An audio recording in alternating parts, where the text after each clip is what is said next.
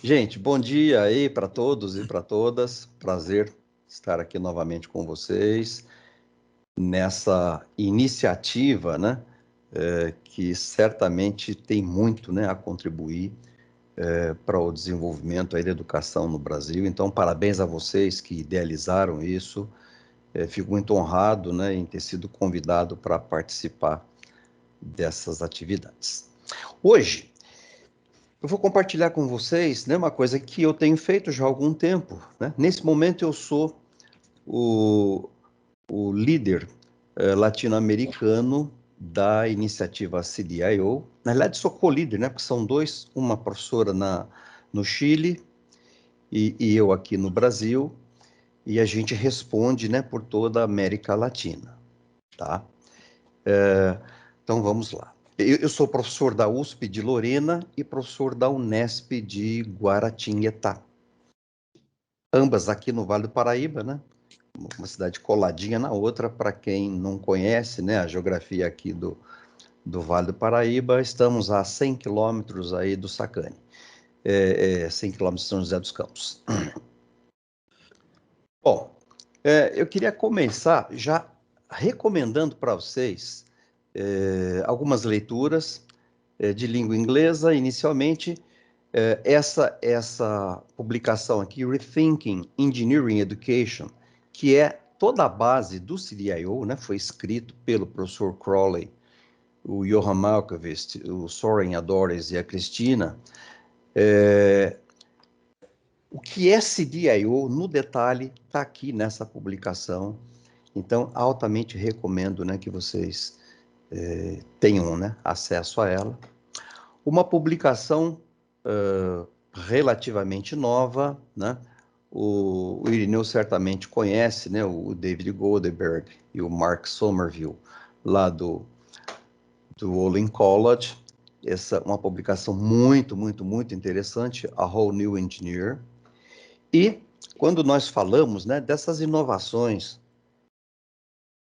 em educação, tradicionalmente tem uma figura lendária, o professor Richard Felder, da Universidade da Carolina do Norte, e a esposa dele, a Rebecca, que é inclusive pedagoga, escrevem esse Teaching and Learning, o STEM, né, norte-americano, mas assim, gente como nós, né, que está tratando, né, de questões voltadas à melhoria da educação, engenharia e tecnologias associadas, né, assim, considero que é muito importante para aqueles que ainda não conhecem.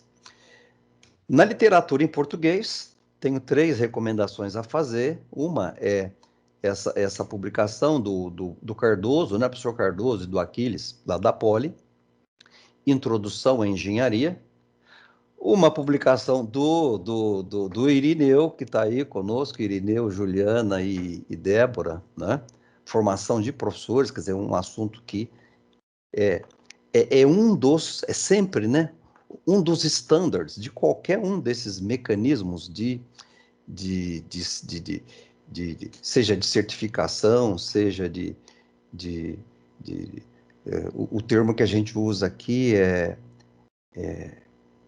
me ajuda aí, por favor, Acreditação. acreditação. Para mim ainda não é muito comum, né? Acreditação, quer dizer, sempre formação de professores, né, é um dos standards de qualquer um desses mecanismos, né? Então também recomendo. Comprei, viu, o Irineu? Se soubesse, teria aliviado a gente. E também altamente recomendo uma publicação feita pela Benji, tá? Sai o nome, né, do Vanderly, que é o coordenador, mas dentro desse livro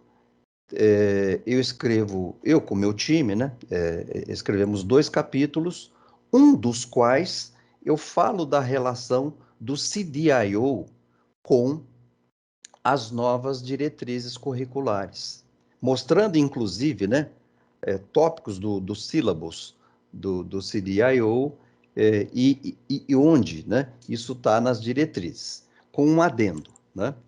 Irineu, eu e outros que estão aqui certamente contribuíram, né, na confecção das novas diretrizes E quando eu fui convidado, né, pela Abenji, lá pelo Conselho Nacional de Educação, eu já trabalhava com CDIO. Então, durante, né, esse processo, muita coisa do CDIO, né, foi inserida dentro das nossas diretrizes, tá? Então, quando alguém olhar, por exemplo, né, CDIO, né, o standard do CDIO, sílabos do CDIO, e sentir uma certa familiaridade com aquelas coisas que a gente vem tratando com as novas diretrizes, não é coincidência, não. Isso foi feito, né, nesse trabalho colaborativo de muitas mãos brasileiras nesse sentido. Muito bem. Hoje, né, acreditação, implementação, independentemente de acreditação, a gente sempre tem feito, né, a partir da tentativa de responder essa pergunta. Será que a gente pode fazer melhor aquilo que a gente já vem fazendo? E alguns desafios, né, em relação a isso a gente pode elencar, como por exemplo, né, currículo. Currículo é uma coisa que a gente tem trabalhado o tempo inteiro. A gente tem trabalhado bastante, né, com essas questões voltadas a espaços de aprendizagem. Quer dizer, realmente não dá para educar essa nova geração usando os mesmos mecanismos que a gente sempre usou, os mecanismos que foram usados para educar nós. Eu tenho 65 anos, pelo nível de cabeças brancas aqui nesse time, né? A gente imagina, né, que muitos de nós, né, foi educado num modelo similar, né, que é aquele modelo, né, de sala de aula e livro, sala de aula e livro. Isso não funciona mais. Quer dizer, não que isso não seja importante, continua sendo importante, né, mas ir além disso é algo que certamente é um dos grandes desafios que nós temos. Os recursos, né, que nós aportamos, né, para o ensino, o processo de avaliação, nós ainda, né, convivemos com um processo de avaliação engessadão, arcaico, e que, de certa forma, não avalia o que precisava avaliar, e muita gente, né, vai embora. Muitos cursos, inclusive de engenharia, só para vocês terem ideia, né? Eu tenho falado disso de norte a sul, leste a oeste do país, convidado por universidades públicas, universidades privadas, e me chamou muito a atenção, né? Não vou dizer qual é, não é necessário, mas numa universidade federal, aqui no Brasil, nós temos evasão de 70%, Universidade Federal, curso de engenharia, cursos de engenharia, evasão de 70%. Quer dizer, isso é uma coisa que na minha cabeça, né, claro, na de todo mundo, né, não faz sentido. E boa parte, né, não é só isso, né, tem muito mais coisas envolvidas, a avaliação e competência dos docentes para esse, vamos chamar de novo, modo de ensino, né, que é o que a gente está fazendo aqui, né, esse esforço, né, desse grupão aqui, vem nessa direção. Como resultado, né, o que a gente espera, né, é desenvolver, né, um modelo em que esses recursos sejam, né, empregados da melhor maneira possível e promover o melhor aprendizado, reter esses estudantes enquanto estudantes, né, e que eles tenham, né, um incentivo para que, ao final do curso, sejam, né, protagonistas daquilo que eles efetivamente estudaram. Dentro desse panorama, né, dentre outras coisas, né, existentes aí no mundo, lá no MIT se criou o CDIO, né? Isso eu tirei exatamente lá do nosso site, né, CDIO, que depois eu vou deixar aí o link para vocês. Que a iniciativa CDIO é uma abordagem, né, um framework educacional para capacitar, para produzir a próxima geração de engenheiros. E quando se fala, né, nessa próxima geração de engenheiros, nós estamos levando em conta, né, todos esses grandes desafios que envolvem coisas do tipo metaverso, né? Relação humano-robô e tantas outras coisas, vamos dizer assim, né? Que vamos chamar que são da fronteira, né? Do conhecimento, mas também tem coisas que permanecerão como são. Então, essa nova geração de engenheiros, né, é uma geração que tem que ser capaz de dar conta de todos esses desafios. A ideia, né, dentro do CDIO, bom, C, né, de conceive, D de design, I de implement ou de operate, que na essência é aquilo que todo engenheiro deveria fazer.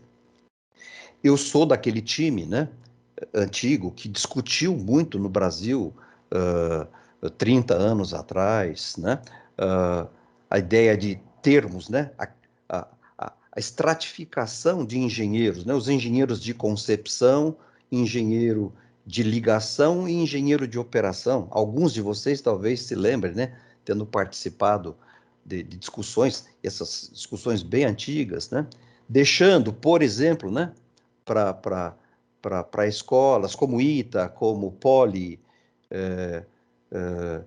a formação dos engenheiros de concepção, deixando... No passado nós tínhamos, né, engenharia operacional, que acabou, né, tendo acabado a engenharia operacional, deixar para algumas universidades ou faculdades a ideia de formar um engenheiro essencialmente de operação e outras, né, formando engenheiro de ligação. Hoje a gente entende, né, que engenheiro é engenheiro, né? Engenheiro tem que ser capaz de fazer tudo isso, né? Então, assim, esses conceitos, né, essa abordagem é uma abordagem que vem ao encontro disso que a gente vem fazendo aqui. Depois, né, quem não conhece o CDIO, quiser mais detalhes, entra no site do CDIO, ele é muito rico, né? Inclusive em publicações, né, que vocês poderão consultar. Quem está envolvido, né, quando a gente fala, né, da iniciativa CDIO? Quando a gente fala da iniciativa CDIO, nós temos o envolvimento, né, dos acadêmicos, dos estudantes, dos setores, né, que vão receber esses já profissionais e órgãos de acreditação. Lá fora, né, aqui no Brasil, né, Gabriela, né, nos deu, né, uma excelente aula, né, no encontro passado. Lá fora, a ABIT é uma coisa muito comum, né, mas ainda não é comum aqui para nós no Brasil. Eu diria até que, pela pergunta que eu fiz, né, do quanto custa isso, muito provavelmente a grande maioria vai saber o que é, mas não vai ter condição, né, de se candidatar a uma acreditação dessa natureza pelos custos envolvidos, né? CDIO, né, não é uma acreditação em si, né? É gratuita, né? Não tem custos para quem se candidata a receber a chancela CDIO, mas, né, é algo, né, que envolve todos os stakeholders, né, envolvidos numa condição, né, de receber profissionais como aqueles que nós formamos, né? O CDIO, né, ele está ligado nessa ideia, né, de produção, né, sistemas de produtos, projeto de currículo, instrução, né, ensino-aprendizagem, avaliação, se relaciona com o mundo real e também, né, vem sendo, eu diria que mais recentemente, utilizado por instituições que formam profissionais que não são essencialmente engenheiros, né? O pessoal do Non-Engineering Education. Depois, no final eu vou elencar, né, hoje no Brasil, quais são as instituições CDIO chanceladas, e nós já temos uma de tecnologia, né? Eu comento isso ao final. Bom, a abordagem CDIO enfatiza, né, fundamento, ou seja, tudo aquilo que a gente tem batido na tecla, que não podemos abrir mão, né? Que é a parte de fundamento, né? A ciência de uma maneira geral, a física, a química, a matemática, isso, né? Não tem como se abrir mão disso. Insere-se isso, né? Nesse contexto, né? De conceber, projetar, implementar e operar, né? Processos e sistemas, e faz um esforço, né? Que a gente tem feito, né? Com outros mecanismos, para fazer com que a engenharia seja atrativa para o aluno e que esse aluno seja mantido, né? Dentro dos programas de formação de engenharia e também na profissão.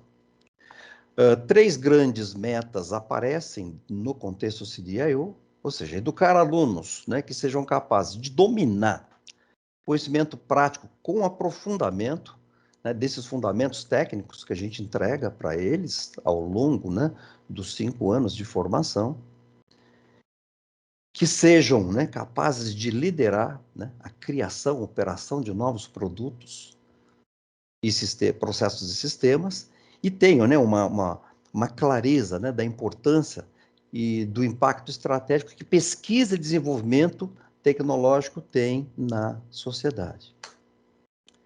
Bom, a gente, de certa forma, não, nós queremos, né? Quem responderia que não quer, né, formar gente com essas características? A visão, né, do CDIO, do ponto de vista, né, educacional. Ter um currículo de cursos que se apoiem mutuamente, essas interligações, essas interconexões, né? Nós, independente de CDIO, a gente tem feito aqui no Brasil, ou pelo menos um esforço grande, né, nessa direção. Rico em projeto do mundo real, não que lista de exercício, né, daquelas que tem nos livros que nós usamos não sejam importantes, elas continuam sendo importantes, mas engenheiro é um ser mão na massa. E sendo um ser mão na massa, ele tem que ser preparado, né? Essa ideia que a gente já escreveu, né, nas nossas diretrizes, de competência. Quer dizer, competência, né, envolve conhecimento, envolve habilidade, envolve atitude. Hoje, as nossas estruturas de formação, elas são, eu diria assim, que muito boas, né, nas questões que concernem a conhecimento. Mas habilidade e atitude, com algumas exceções, a gente não tem conseguido fazer direito. Integra, né, aprendizagem de habilidade profissional com trabalho em equipe e comunicação, ou seja, né, lá fora, né, o pessoal chama de soft skills, aqui no Brasil a gente tem chamado de habilidades transversais, né? Realça aprendizagem ativa, ou seja, bate na tecla, né, do active learning e experiencial, e é melhorado constantemente, né, por meio de um processo, né, de garantia da qualidade desses que a gente já conhece. O início disso, né, se dá no final ali dos anos 90, no MIT, o professor Ed Crowley, principalmente, é o grande mentor disso. Conheço o professor Ed Crowley, já estive com ele lá no MIT.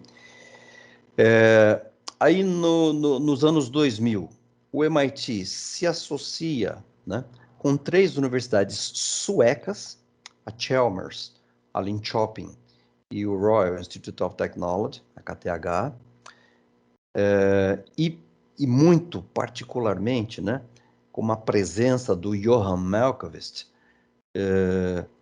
eles aí fazem esse desenho, que é o desenho que a gente conhece hoje, e publicam, né, esse livro que eu já recomendei para vocês, reforço a recomendação.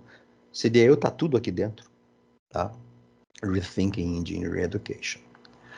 Do ponto de vista, né, temporal, aqui tem uma linha do tempo, e isso tem lá no site, tá? do CDIO. Só não tem essa informação aqui. Quando que a América Latina começa efetivamente a participar do CDIO? Em 2009, com 2 universidades no Chile. E dali para frente, né, isso a gente começa a descobrir, né, CDIO, começa a aprender, né, e hoje no Brasil nós somos 11 instituições CDIO chanceladas, eu mostro a listinha no final. Muito bem, eu diria que a parte conceitual, né, mais relevante é essa que está aqui. O CDIO é baseado num syllabus, né, que de certa forma, né, vai nos dizer o que, é baseado em 12 standards. São essas figuras que estão aqui, mas daqui a pouquinho eu abro essas figuras para que todos possam enxergar, tá? O que está ali dentro. Os standards, tradicionalmente, são 12, e a partir da versão 3.0, que é a que nós estamos entrando nela agora, 4 standards opcionais, né, são inseridos. Uma ideia, né, de projeto, né, de currículo, né? Então aí vamos juntar, né, o que e o como dentro de um macrosistema e baseado numa ideia de autoavaliação. Então, no caso do CDIO, não tem, né, essa presença da equipe de avaliação externa de terceira parte. O processo de avaliação é interno, né, numa estrutura de autoavaliação. O sílabus, né, vamos dizer assim, é a grande base, né, onde se sustenta toda a ideia de CDIO, lembrando que, né, o exercício de olhar os sílabus e olhar as novas diretrizes, né, e já mostrar onde que está um e que está outro dentro das diretrizes, naquele livro, né, editado pela Benji, esse exercício eu com o meu time nós já fizemos e depois está lá para quem quiser consultar, tá? O sílabus, ele entra, né, ele tem, né, uma base que envolve conhecimento científico e raciocínio lógico, habilidades pessoais e profissionais, habilidades interpessoais, comunicação e trabalho em equipe, a parte das soft skills, e isso tudo dentro, né, desse ambiente de conceber, projetar, implementar e operar sistemas. Esse, então, né, é o livro onde a gente faz, né, essas conexões dos sílabos com os nossos itens das diretrizes, tá? Eu vou passar por cima, não vou elencar, até porque o tempo, né, hoje para isso é pequeno. Depois, né, colegas aqui de universidades que queiram, por exemplo, né, Messias, você tem como falar disso com mais detalhes, né, com mais tempo, lá para o corpo docente da nossa universidade? Sim, né, isso eu tenho feito, né, isso não tem custo, tá? É só convidar, a gente pode tanto presencialmente como pela plataforma fazer isso. E, né, os standards, né, são esses, os básicos, né, são esses 12, o contexto, os learning outcomes. Vejam que, né, a terminologia que está aqui dentro é muito similar, né, àquela, né, que foi apresentada para nós pela Gabriela, né, os learning outcomes, o currículo integrado, introdução à engenharia, as experiências, né, de projeto e implementação, os espaços de aprendizagem. Na versão anterior chamava Engineering Workspaces, hoje chama Engineering Learning Workspaces. As experiências integradas de aprendizagem batem aqui, né, na tecla da aprendizagem ativa. E uma coisa, né, muito importante, olha só, os standards 9 e 10 estão relacionados, né, com capacitação docente dentro desse contexto ou dentro desse novo contexto. A parte de avaliação, né? E avaliação do programa de uma maneira geral. Então, como funciona na prática, né? Uma instituição que queira, por exemplo, ser CDIO chancelada, ela precisa ter algumas pessoas que tenham passado, né, por atividades CDIO. Normalmente essas atividades são o encontro brasileiro CDIO, o encontro latino-americano ou o encontro internacional, né, recebe lá o certificado. Então, né, você tem que ter pelo menos 2 pessoas que já tenham participado de pelo menos 2 dessas atividades oficiais do CDIO. E aí, né, cada um desses standards tem uma descrição mais detalhada, e aí a instituição, né, com as pessoas envolvidas, ela faz uma autoavaliação em cima, né, de cada um desses itens. É uma avaliação usando escala Likert, né, 1 a 5, e aí, né, existe lá aquela estrutura de rubrica, né, mostrando, né, cada valor, né, o que corresponde do ponto de vista do status, né, naquele momento. Não tem problema, por exemplo, uma instituição, Messias, que receba nota 1 em boa parte dos standards. Mesmo assim, ela pode ser uma instituição CDIO chancelada? Pode, não tem nenhum problema. Só que, ao dizer que, por exemplo, né, naquele determinado standard a nota é 1, ele já tem que mostrar um planejamento, né, de atingimento, por exemplo, do 2, do 3, do 4 ou do 5 ao longo do tempo, né, e elencar os esforços, né, que serão dedicados para essa melhoria da participação naquele padrão específico. A coisa funciona mais ou menos, né, desse jeito aqui. Então, você tem os 12 standards, né?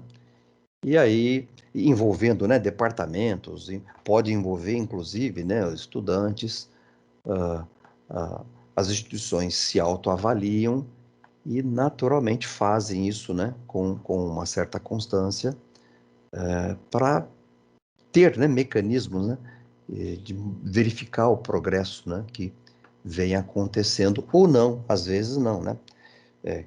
As instituições brasileiras, né, que entraram momentos antes da pandemia, se fizer uma autoavaliação hoje, né, pode ser, né, que muitos dos standards não tenham evoluído, mas isso, né, não significa uma não conformidade, né? É possível justificar, né? O jeitão, né, da parte de projeto de currículo, né? Então, existe, né, uma ligação muito forte, né, com o setor externo. Então, espera-se, né, que as instituições conversem com associações de ex-alunos, com as empresas que empregam, com a sociedade de uma maneira geral, né, e isso seja parte, né, de ações a serem incorporadas, seja no currículo, seja no dia a dia das instituições como um todo. O PDCA também está aqui, né? A gente tem visto o PDCA presente em outras abordagens que não, né, é só essa do CDIO. E, finalizando a parte conceitual, né, agora, né, entrou em operação, né, o Standard 3.0, e com a entrada em operação dos Standards 3.0, aqui está falando de proposal, mas já está pronto, já tá consensado, tá? Entram também alguns standards opcionais, parte de desenvolvimento sustentável, internacionalização e mobilidade, matemática baseada em simulação e a parte de empreendedorismo. Tá? Então, isso já, né, esses 4 standards opcionais, né, vêm sendo já bem discutidos, e as instituições que entraram antes disso, né, já estão, né, fazendo, né, a implementação de uma forma assim, bastante interessante. Para vocês terem uma noção, né, isso aqui é um quadro de 2018, CDIO no mundo, né, por regiões aqui do planeta.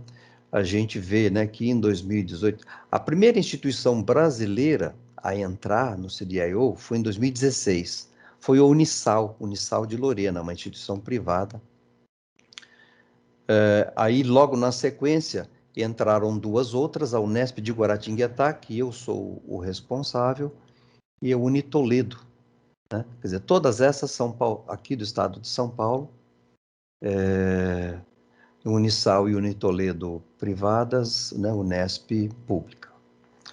Em 2019, esse número cresceu, aí tivemos, né, a presença do IME, o IME já vem trabalhando nisso há bastante tempo, né, mas a candidatura, né, se deu em 2019, então entrou o IME, aí entrou uma universidade lá do Pará, que é a Cisupa, que é privada, e entrou o Univates, que é lá do Rio Grande do Sul, privada também. Para vocês terem uma ideia do panorama latino-americano em 2022, então esse aqui é o desenho, né, das instituições latino-americanas com CDIO. Essa, né, primeira que aparece ali é em Honduras, né, em Tegucigalpa. Na Colômbia são 7 instituições. A região de Bogotá aqui tem 3, né? No Chile, são 5 no total. A região de Santiago também tem 3. Hoje, no Brasil, somos 11. Tá? Unisal, que foi a primeira, né? Unesp e Unitoledo logo na sequência. Aí, entraram a USP de Lorena, né? O IME, Cesupa, que está lá no norte, é privada, a Univates, que está lá no sul, é privada. Entrou o Centro de Telecomunicações, né, o Inatel, ali de Santa Rita, do Sapucaí, e entraram as federais, Federal de Santa Maria, lá no Rio Grande do Sul, a Federal da Grande Dourados, e a última, né, entrou agora, tem alguns poucos meses, entrou a FATEC, de São José dos Campos, que não é uma instituição que forme engenheiros, né? É uma instituição de tecnologia, né, de educação tecnológica, e como eu tinha mostrado, né, Non-Engineering Education, instituições, né, tem se candidatado, tem se interessado e tem procurado implementar as ideias do CDIO. Então, esse é o quadro. Para quem não conhece, né, esse aqui é o professor Crowley, né, lá do MIT. Esse aqui é o Messias ainda de cabelo pintado, tá? A pandemia e pressão das netas, né? Vou parar de pintar esse cabelo aí, então hoje é isso que vocês estão vendo aí. Bom, gente, grosso modo é isso. De novo, né? Eu fico à disposição, além, né, da gente poder interagir hoje, eu fico à disposição para que,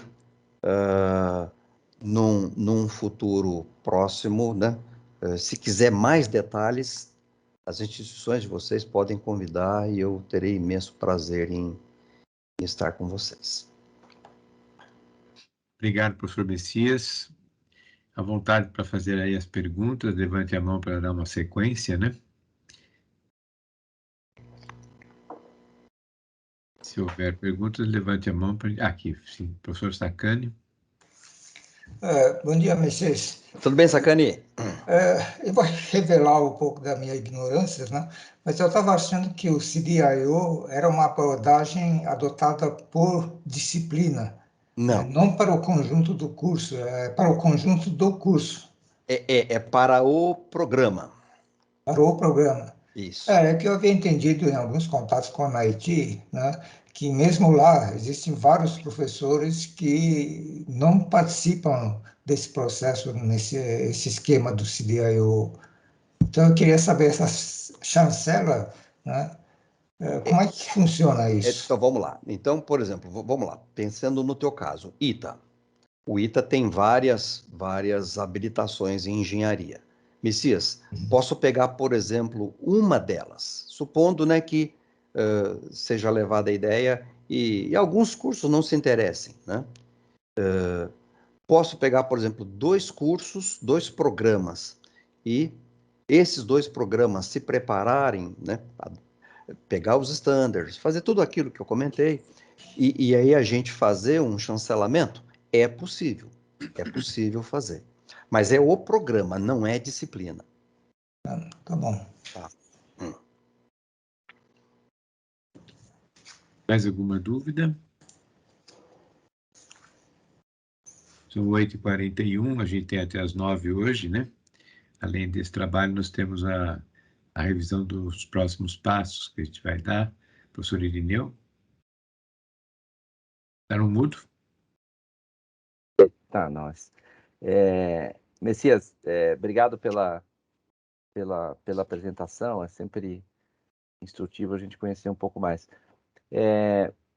Eu queria, naquele esquema de desenvolvimento do currículo, né, que você colocou,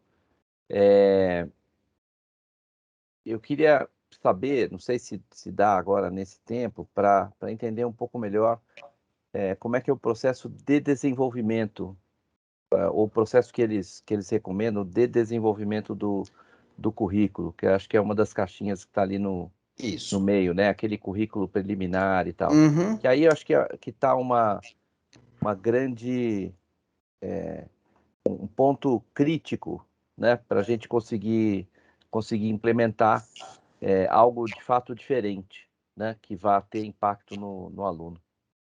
Então, não há, o Irineu, vamos dizer assim, um protocolo, né, de como fazer isso. Existem instruções de ordem, assim, mais geral, mais ampla, e aí cada instituição usa, né, o seu mecanismo próprio para fazer. Mas é assim, vamos lá.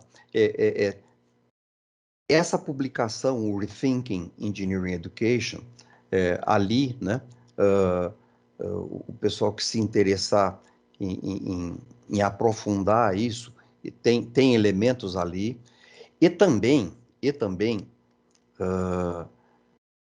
em algum momento, se for, né, em algum momento, se for necessário, aqui nesse nosso grupão, o Johan Malmquist, que é hoje, né, o Crowley, ele tá assim, ele continua no MIT, né, trabalhando, mas o dia a dia do CDL mesmo, quem cuida é o Johan. O Johan é um cara assim bastante animado, né, com essas coisas. Então, se for, por exemplo, de interesse do grupo, ou até mesmo, né, alguns interesses específicos, a gente pode, né, posso fazer a ligação e a gente trocar uma ideia direto com o Johan. E o que eu tenho visto conversando com eles, né, lá da Europa, nesse momento eu estou fechando uma parceria com CDIO América do Norte, que quem está cuidando não é o MIT. Quem está cuidando do CDIO América do Norte nesse momento é um professor do Canadá, o Daniel, e a gente deve, já em 2022, fazer coisas em conjunto. Inclusive, estamos na linha de possivelmente criar uma revista com experiências práticas dessas boas práticas e também parte de pesquisa para quem tem, né, já levado esses fundamentos para a área de pesquisa educacional. Então, assim, esses caminhos, essas portas, com gente que está há muito mais tempo, a gente tem, né? E se precisar, a hora que for necessária, a gente combina. Legal, obrigado. Dispõe. Nitz. Messias, obrigado pela apresentação. Também, como disse o professor Sacani, compartilhando a minha ignorância aqui, né? A impressão que eu fico que o CDIO é muito amparado na questão do Active Learning, né? É um dos. É um dos pilares. E talvez um ali dos esteja standards. É um dos um dos standards. standards, é. Uhum. E na minha percepção, quando você... Imagina o seguinte, você pega um curso que já existe e compara com os standards do CDIO, a impressão que dá é a seguinte: todo bom curso de engenharia já tem uma boa aderência àquilo que se exige no CDIO. Talvez os dois pontos que fiquem, que exijam alguma ação das instituições que queiram aderir, sejam, na minha primeira avaliação, assim, a questão de capacitação docente, que nem toda instituição tem um programa, e o Active Learning, que nem toda instituição tem isso, digamos assim, institucionalizado no programa e tem isso muitas vezes como iniciativas individuais. O restante, digamos assim, que dependendo de como você conta a história, a coisa converge, né? De competências comparado com o programa e tal. Bom, esse preâmbulo exagerado aqui foi para fazer uma pergunta bem direta. O que o CDIO impactou a maioria das instituições? Sei que você fala assim, você vai visitar a instituição antes do CDIO, você encontra uma coisa, depois do CDIO implementado, o que a pessoa consegue enxergar de grande diferença de impacto na instituição? Na tua experiência como sendo o pioneiro aí nessa iniciativa. Beleza, então vamos lá. Eu vou falar para o Brasil, né? Que é o que eu acompanhei, porque eu acompanho, né? O Brasil desde o começo, né? Inclusive, a primeira que entrou, né, que foi a Unisal, eu estive envolvido, né, no processo deles, de alguma maneira. O cara que fez era meu supervisionado, era meu orientado de doutorado e depois supervisionado de pós-doutorado. Do ponto de vista prático, nós temos pouco tempo, né? Vamos lembrar que a primeira entrou em 2016, aí teve um gap, as duas próximas entraram em 2018, e depois, quase que na sequência, vem pandemia. Então, assim, Messias, tem um impacto. Eu vou falar aqui pelas duas que eu estou dentro delas.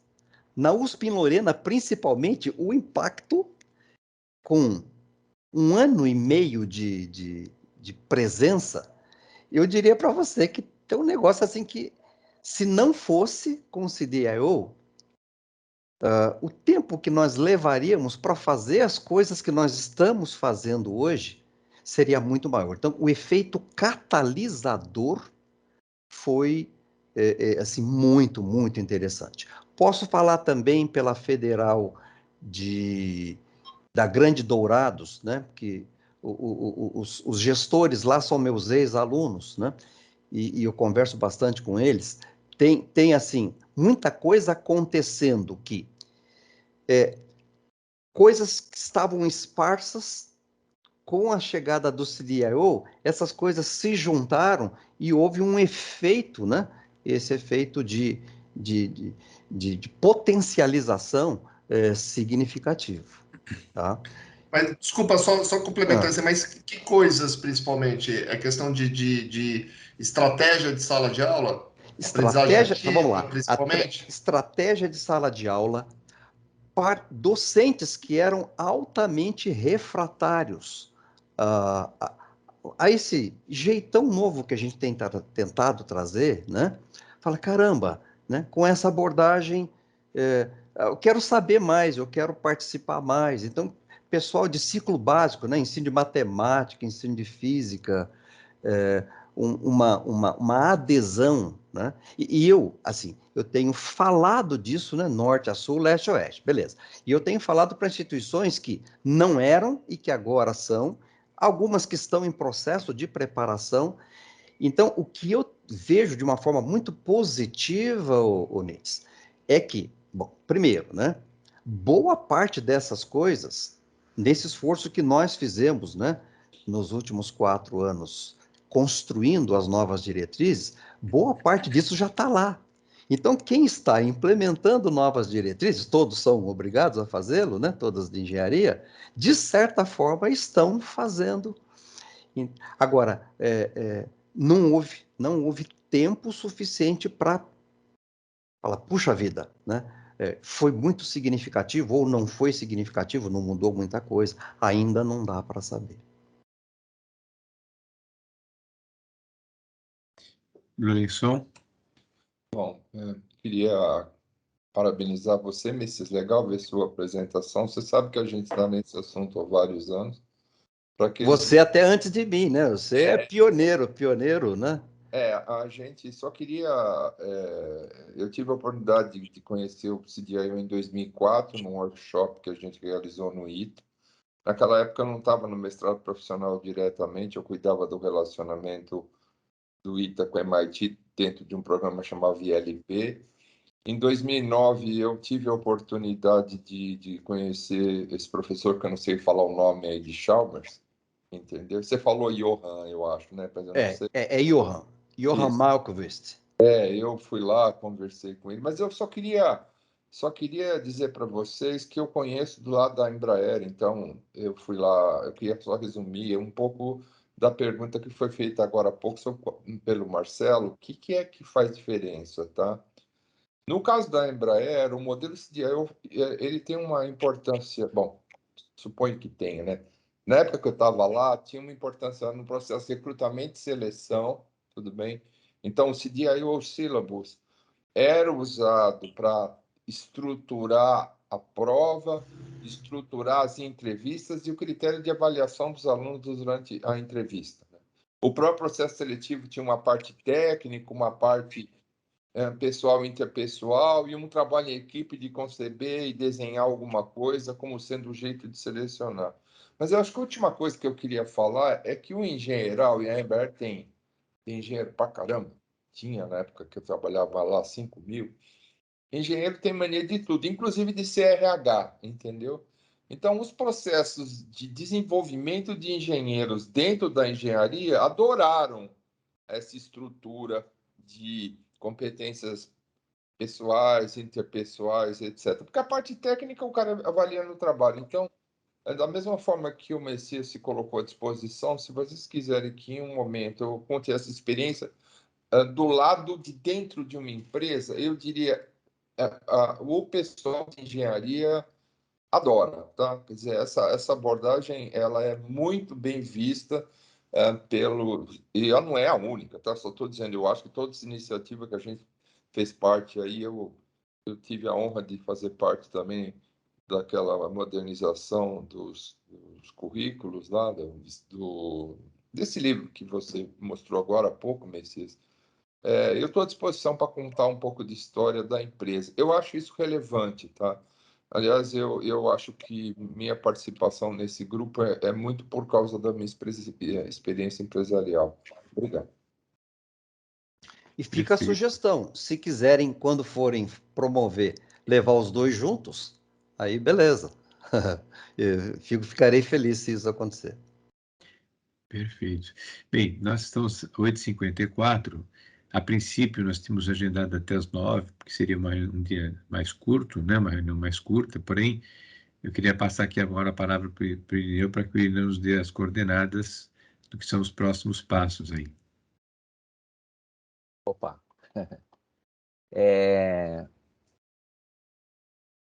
Bom, a gente estruturou os grupos e aí a ideia é de grupos, né, semi-autônomos, ou seja,